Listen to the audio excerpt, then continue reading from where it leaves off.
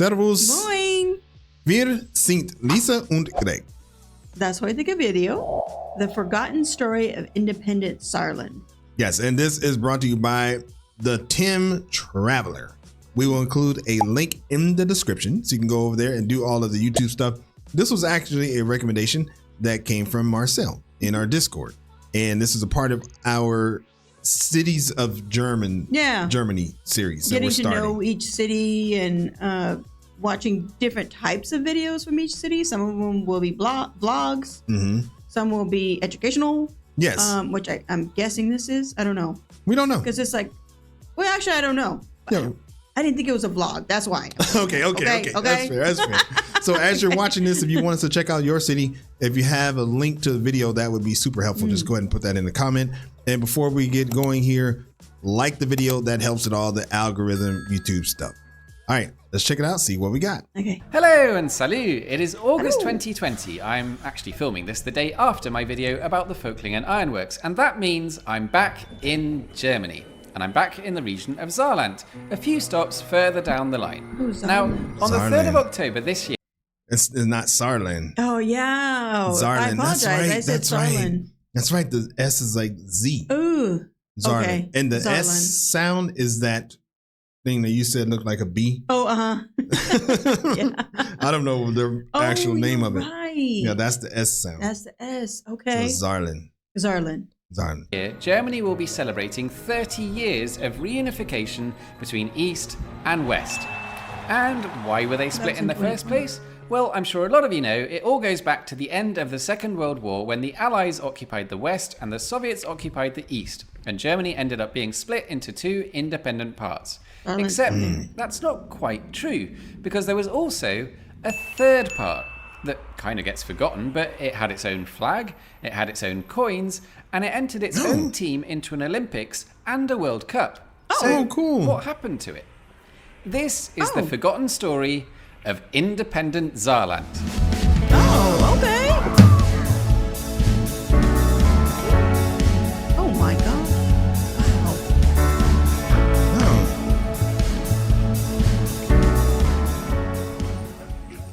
This is the bridge over the River Saar in Mettlach, and today we're going for a scenic walk along the river, and then we're going to climb up to a viewpoint, that looks and I've been awesome. told it's the most beautiful view in Saarland. But wait, Tim, what? Since when do we just go on a nice walk? Surely there's going to be something else to talk about on the way, like a weird railway That's cool, like a little river boat. Yes, that'd be fun. or the world's longest something, or at the very least, a massive territorial dispute. Whoa. Oh, okay. Luckily, the story of Saarland is a complete mess. Okay. The area around the River Saar was originally settled by Celtic people, and then it's taken over by the Romans, and then the Franks, and then the Carolingians, before eventually it becomes part of the medieval Kingdom of Germany, within the Holy Roman Empire. And that's how things stay for several hundred years, except for a short period at the end of the 1600s, when France occupies it, and then another period at the end of the 1700s, when the French come back for more. And I mean literally more. This time they took a whole chunk of land north of here as well. Anyway, they controlled it right up to 1815, which, if you've been paying attention, is Napoleon's defeat at Waterloo, at which point it's given to Prussia, and then in 1871, Prussia unites with various other Germanic states to create the German Empire. Right, Oh my so goodness. that's the simple bit. And more about that in a moment, but I'm now turning off the nice flat path along the river and heading sharply upwards on this little trail which will take us up to the viewpoint. And that means it's time for a Saarland scenery montage. All right, let's go. Oh, scenery montage. Oh. It looks a little dry, like dry dirt. Oh, This that's isn't not the the video yet. yet. Okay.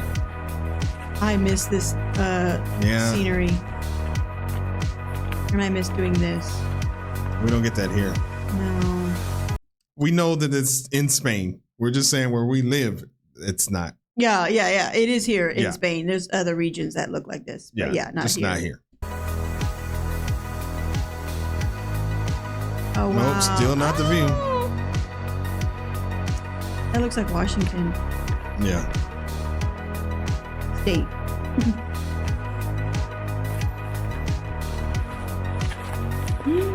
Oh, that looks scary.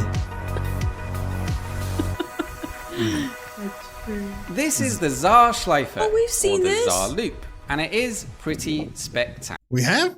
And all the German videos. Oh. Like This is Germany and Oh. all those videos, they always show this loop. Oh. Okay. And boats and what I thought were large ships go through here too. I think you call it the Saarschleife. Yeah. This is the Saarschleife, or the Saar Loop, and it is pretty spectacular. Some people have even called it Germany's answer to the Horseshoe Bend, although one of my London mates called it Germany's answer to the Isle of Dogs, which is what I call sarcasm. But either way, it's definitely worth a photo or two. Oh, cool. Oh, cool. Now, sure, that was a nice hike and a nice view and everything, but I know what you're thinking. Wouldn't it be so much better if there was a Baumwipfelpfad? Well, look at that. Turns out they've got one of the biggest Baumwipfelpfads in Germany. But there's a queue for it. So while we're waiting, let's go back to the story. Baumwipfelpfad. What is that? I don't know. Oh, okay. Should we look it up? No. Oh. I'm assuming he's going to tell us. Okay. Of Saarland. So 1871. But do we need to write? Okay, look it up. Because I'm scared he's not going to show us. Yeah, he might not show us. Baumwipfelpfad. Oh. Is a treetop path. Yeah, I think you spelled it a little I spelled it wrong. off. But Yeah. it's probably some type of treetop path. I mean, it's relatively right. Yeah. Treetop Oh, path. okay. Okay. Yeah. Okay. Cool. So Wipfelpfad. All right. Okay. Learn a new word. Yeah. Let's go back to the story of Saarland. So 1871 was really the first time that all the Germans got together. It was the original unification of Germany. And the newly formed country enjoys more than 50 years of relative peace and stability. But then someone shoots an Austrian and World War I happens. I don't think I knew that was the flag. That's what it originally looked like. Yeah. It's the flag of Germany in 1871 and 1935. I did not know that either, I didn't actually. either. Oh, it was I white wasn't. instead of yellow. I know. I wasn't even focusing on the flag. I was like focusing on the dates Oh, okay. and just being blown away that 19. I don't know.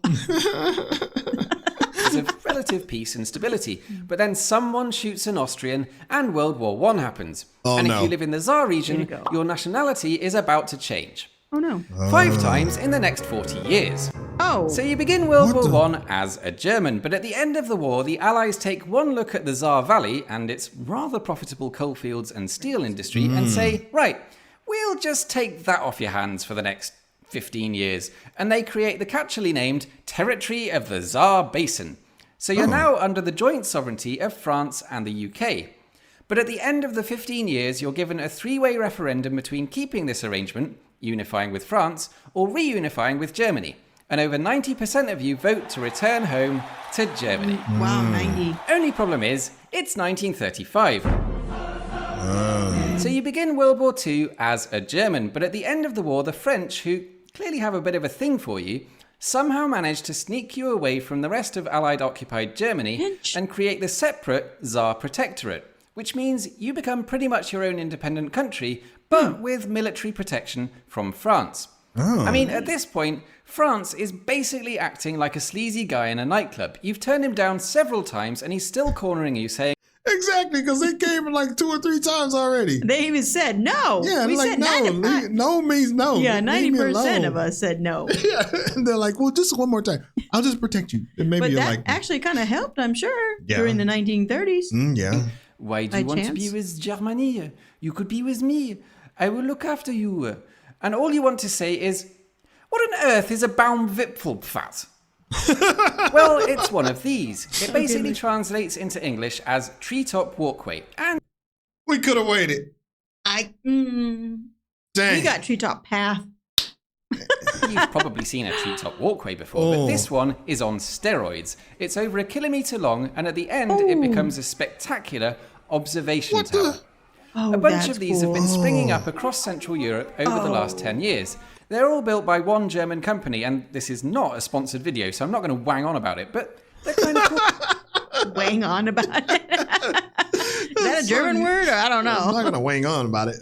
I don't think it's. I don't think so. No. Sounds like a British. Right, where were we with the story? Yes, France was chatting up Saarland in a nightclub.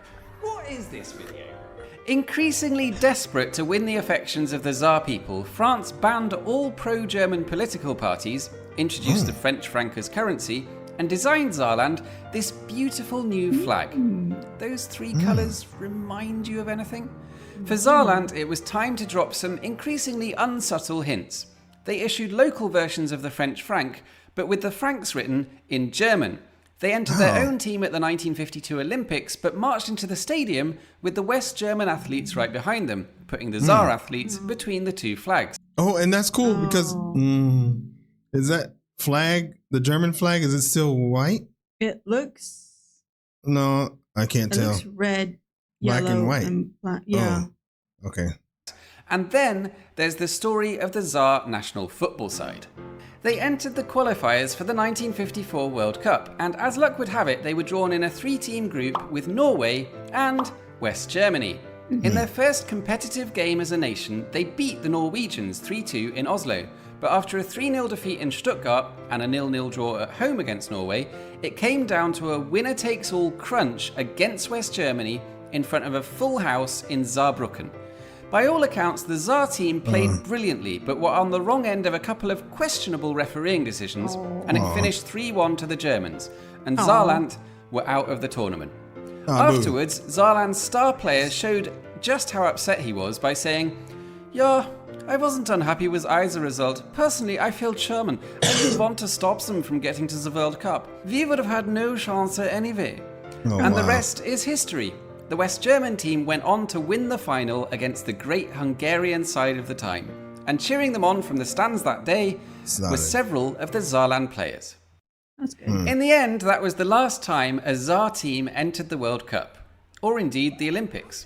In 1955, France offered the people a referendum on continued independence.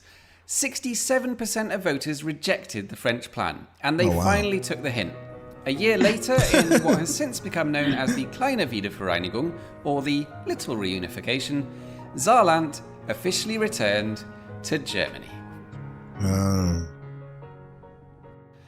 And these days, Saarland is pretty German, but there is still a little bit of Frenchness in their identity. Some people here still use the very French greeting, salut. The local radio station is even called Radio Salut, although, of course, they don't spell it the French way, they spell it the metal way. But more importantly, perhaps, for my French viewers at least, Saarland has more Michelin stars per person than any other German state. In other words, 65 years since you ran this place, they still have the best cooking in Germany. And if that's interesting. It's Michelin stars? Yeah, you gotta check that out. Since you ran this place, they still have the best cooking in Germany. And if that doesn't make you proud to be French, I don't know what will. If you'd like to see the beautiful Saar Loop, the nearest station is Mettlach, and then it's an hour's walk along the river, plus a half-hour climb to the viewpoint. If that sounds too much, there's a bus that does the trip, or you could just drive there if you've got a car, I suppose. Entrance to the Baumwipfelpfad is €11 for adults and free for under 6s. And there's loads for kids to do. It's very family friendly. And with a maximum slope of 6%, it's designed to be wheelchair and pushchair friendly too. Anyway, thank you all for watching, and I will see you soon. All right, that was great. That's the guy, Tim. Oh, is that him? Yeah. Oh, that was great. Thanks, Marcel, for that one. That was really a good one. That was a good one. He had a little humor in there. Yeah. Humor is always good when you're telling history. It's super informative. I didn't realize that they were the third division of Germany. Yeah. So I didn't realize that. I mean, there's a lot I didn't realize. Yeah, there's a lot we didn't realize. That's one of them. All right, let's take a look here and see what the people got to say. So as a German, I could say not only the history of the independent Saarland got forgotten, Saarland in general usually gets forgotten. Oh, I don't think so. You don't think so? No. I always recognize it. Like I knew it was on the bottom left. I knew. That's true. That's true. You did. Yeah, I know it. I know. You're practicing for our next geography quiz. I know. I don't know. All right. So my great grandmother was born 1898 near Saarbrücken. She changed her nationality 4 times, lived through 2 world wars, and paid with 6 different currencies. Wow. Wow. She has been through a lot. without even moving once. Oh. That's super cool. Wow, I know the grandparents have so much to tell. Yeah. And they're getting older now. You guys need to like have them write it all in a book. Right. Mm-hmm. So before I click on the video, I certainly hope there's a bomb. What was it again? Bomb vipful flat. Yeah, we never heard of those. We never heard of that, but now we have. Yeah. So we know what that means. All right. Okay. That was a great video. Thanks again, Marcel, for that. Yeah. We do have another channel, Greg and Lisa React. If you want to head on over there, that's available to you. We have a Discord, a lot of fun stuff happening there. A link is in the description. Like the video. That helps a lot with all the algorithm YouTube stuff. Wie immer. Danke fürs Zuschauen und bis zum nächsten Video. Bis dann. Peace.